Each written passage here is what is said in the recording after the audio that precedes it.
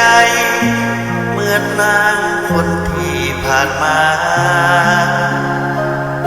อย่าเพื่อรอให้โศกซ้ำอย่าทำให้อายนั้นแสบลาซ้ำดวงวิญญาณน้ำตาตกในหากน้องนั้นเป็นคนที่หาจริง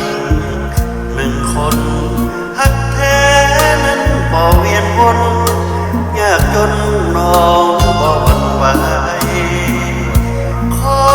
แต่หัวใจยิ่งต่อกันขอเพียงเท่านั้นก็พอใจหักใจยิ่งใหญ่ไปสู่นิรันดร์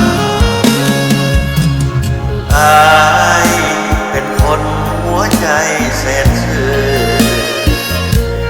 ปากใจถือสัจจะคำที่ให้ไว้อุ่นใจหา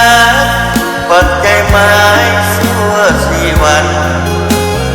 หากจากใจให้นั้นบ่มีวันจะจืดจางหากน้องหักจริงแล้วอย่าหลอกลวง